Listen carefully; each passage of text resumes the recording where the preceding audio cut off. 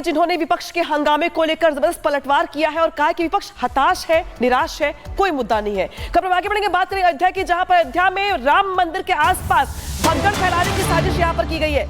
राम मंदिर के आसपास भगदड़ फैलाने की साजिश है।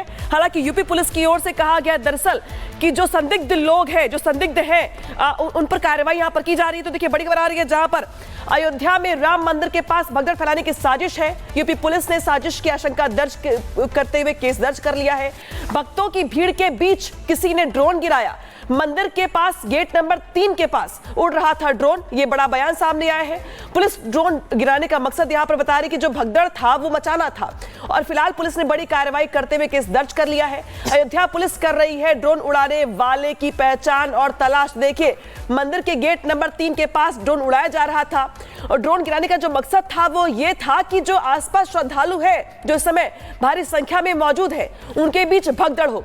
हालांकि अयोध्या पुलिस की ओर से पूरे मामले में केस दर्ज कर लिया गया है और भीड़ के बीच से ड्रोन कौन लेकर के आया था, किसने उड़ाया, कैसे गिराया, इस सबको लेकर जो पुलिस की ओर से जांच है वो यहां पर तेज कर दी गई। तो देखिए अयोध्या जहां पर फिलहाल जो श्रद्धालु है वो भारी संख्या में हर रोज पहुंच रहे हैं, संख्या काफी ज्यादा है और इसी बीच राम मंदिर के आसपास जो भगदड़ के हालात है उसको यहां पे फैलाने के लिए कोशिश की गई है संदिग्ध लोगों की ओर से। हालांकि पुलिस की ओर से एहतियात के तौर पर केस दर्ज कर लिया गया है, पहचान की जा रही है, प्रयास किया जा रहा है कि जिसने भी माहौल को खराब करने का प्रयास किया है उस पर कड़ी कार्रवाई की जाए। जो मकसद था ड्रोन गिराने का वो था भगदड़ मचाना, क्योंकि संख्या ज्यादा है, यानी कि माहौल को खराब करने का पूरा प्रयास। गेट नंबर 3 के पास यहां पर ड्रोन गिराने की साजिश की गई है और इसी के साथ साथ पुलिस की ओर से पूरे मामले में केस दर्ज कर लिया गया है और केस दर्ज करने के बाद पुलिस की ओर से जांच तेज कर दी गई है। आज इस वक्त हमारे साथ जुड़े हुए भक्तों की भीड़ के बीच ड्रोन गिराया गया, पुलिस से कह रही है केस दर्ज किया गया है। पूरी खबर विस्तार से बताइए अजय, आखिरकार क्या है पूरा मामला?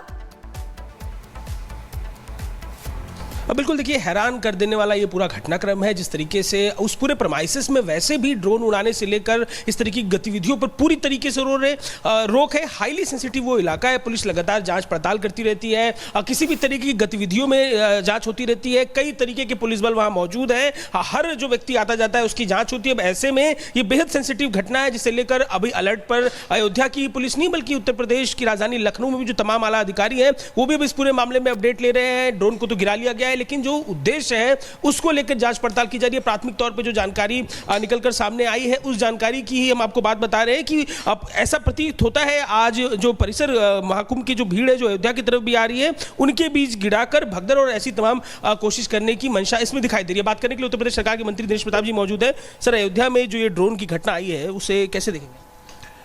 देखिए, कुंभ में जो घटना हुई वो भी अभी संदेह से परे नहीं है, उसकी जांच हो रही है और जो आज अयोध्या में घटना हुई है इसका मुकदमा पंजीकृत हुआ है और इस पर जांच जारी है। और ऐसा प्रतीत होता है कि लोग जितने अच्छे से कुंभ संपन्न हो रहा है, महाकुंभ संपन्न हो रहा है और महाकुंभ के बाद लोग अयोध्या में श्री राम लला के दर्शन करने जा रहे हैं, उनके बीच में भ्रम फैलाने के लिए अथवा सरकार को बदनाम करने के उद्देश्य से की गई कार्रवाई महसूस होती है, लेकिन व्यापक विषय तो जांच के बाद ही पता चलेगा। तो देखिए उत्तर प्रदेश सरकार में मंत्री और ये बेहद ही हैरान कर देने वाली जो जानकारी है निकल कर आई है। पुलिस अभी इस पूरे मामले में तफ्तीश भी कर रही है। जो गृह विभाग है उत्तर प्रदेश सरकार का वो भी इस पूरे मामले में हाई अलर्ट जांच कर रहा है।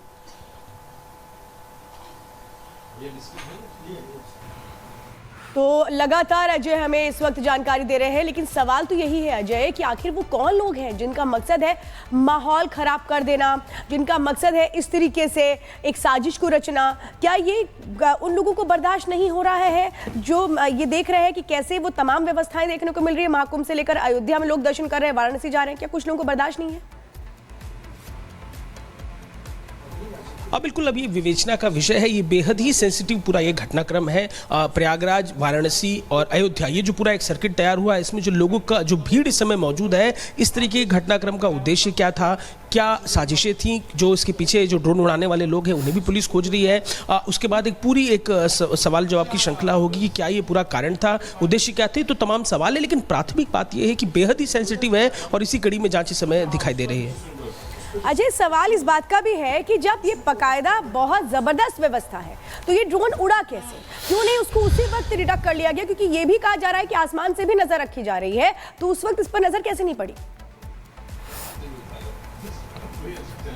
अब बिल्कुल देखिए, जब ड्रोन उड़ा है, पुलिस ने जो अभी प्राथमिक जानकारी हमें दी है, ड्रोन जिस हिस्से से उड़ा है उसी जगह पर ट्रैक कर लिया गया और उसे लो डाउन करा लिया गया था। तो जो पूरे वहाँ पर आधुनिक तकनीकें लगी हैं, जो मशीनें लगी हैं, वो लगातार ट्रैक करती रहती हैं कि क्या कुछ घटनाक्रम वहाँ पर हो रहा है। मिनट दर मिनट ट्रैकिंग हो रही होती है, सेकंड दर सेकंड ट्रैकिंग हो रही होती है। तो इसी कड़ी में उड़ते ही उस ड्रोन को ट्रैक कर लिया गया था। अभी पुलिस इस पूरे मामले में विस्तार से जांच कर रही है। तो अजय यहाँ पे लगातार जानकारी दे रहे हैं। तो देखिए, गेट नंबर 3 वो गेट नंबर 3 है जहां से आमतौर पे जो श्रद्धालु है वो भारी संख्या में जाते हैं दर्शन करने के लिए, और यही वजह है कि इस भीड़ को टारगेट करने का प्रयास किया गया है, माहौल खराब करने के लिए।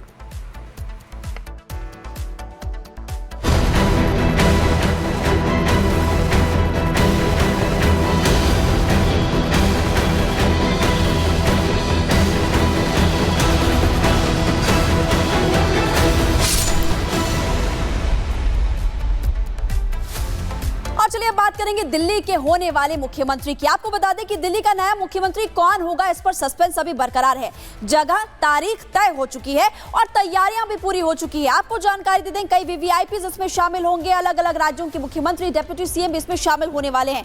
क्या खास तैयारियां की जा रही है, आप इस रिपोर्ट को देखिए। का मुख्यमंत्री कौन होगा ये अभी साफ नहीं हुआ है, लेकिन जगह कौन सी होगी, तारीख क्या है, ये तय हो चुका है। इस वक्त हमारी मौजूदगी है रामलीला मैदान में, जहां पर 20 तारीख को शाम 4:30 बजे शपथ ग्रहण होना है और उसे लेकर तैयारियां पूरे तरीके से जोरों शोरों पर है। एनडीए शासित जितने भी मुख्यमंत्री हैं वो इस शपथ ग्रहण में शामिल होंगे। कई अभिनेताओं को भी इस शपथ ग्रहण में इनवाइट किया गया है और तमाम कैबिनेट मिनिस्टर भी इस शपथ ग्रहण में जो है वो शामिल होंगे। इधर शपथ ग्रहण को लेकर तैयारी शुरू कर दी गई है। बम्पर कार्यक्रम में पहुंचने वाले गेस्टों के नाम भी फाइनल हो चुके हैं। इस शपथ ग्रहण कार्यक्रम में प्रधानमंत्री नरेंद्र मोदी के साथ ही सभी केंद्रीय मंत्री, बीजेपी और एनडीए शासित 20